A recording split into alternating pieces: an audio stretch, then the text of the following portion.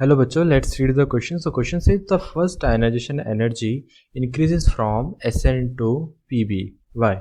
So हमसे question में बोला गया है कि जो फर्स्ट आयनाइजेशन एंथैल्पी होती है, एनर्जी होती है, वो इंक्रीज क्यों करती है Sn जब हम टेन से लेड की तरफ हम मूव करते हैं.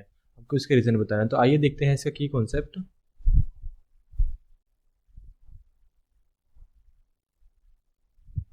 तो जैसा कि हम जानते हैं बहुत Sn मीन्स हमारा ten and Pb means lead. Both are very close in atomic size. As we know this information that कि जो हमारा Sn है और Pb है, दोनों का जो साइज एटॉमिक साइज होता है वो बहुत क्लोज होता है. तो इसके हिसाब से क्या होना चाहिए था, मतलब इनकी जो आयनाइजेशन एनर्जी है इनकी इसमें ज़्यादा डिफरेंस नहीं होना चाहिए था. बट जो इनके दोनों की उसमें आयनाइजेशन एनर्जी है उनके में डिफरेंस आता है. डिफरेंस कैसे आता है ये इसको देखते हैं.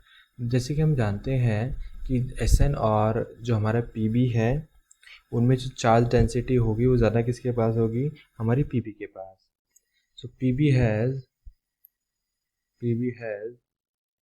more charge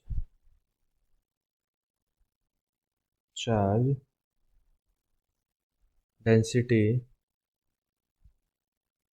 than Sn. We can say this. तो इसकी चार्ज डेंसिटी बढ़ने की वजह से क्या होगा, ड्यू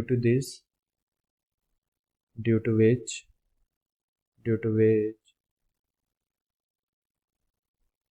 जो हमारे वैलेंस इलेक्ट्रॉन्स हैं, valence electron are attracted more by the nucleus.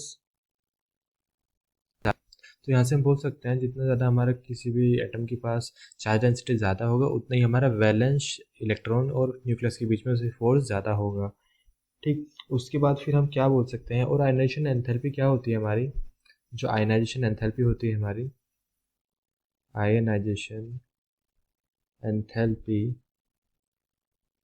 क्या होती है हमारी, कि जो रिक्वायर्ड एनर्जी होती है, required energy to remove one valence electron. यहाँ पे बोला गया हमें फर्स्ट आयनाइजेशन एनर्जी, तो यहाँ बोला गया तो required energy to remove first valence electron, और we can say first valence electron. तो ये हमारी आयनाइजेशन एंथैल्पी होगी. ठीक है, लेकिन जो हमारा पीबी है उसके बीच में क्या, उसमें क्या होगा कि जो हमारा वैलेंस इलेक्ट्रॉन है और न्यूक्लियस के बीच में जो फोर्स ऑफ अट्रैक्शन होगा ज़्यादा होगा देन हमारा एसएन से. तो हम क्या बोल सकते हैं, SN has less ionisation enthalpy और एनर्जी देन आवर पीबी.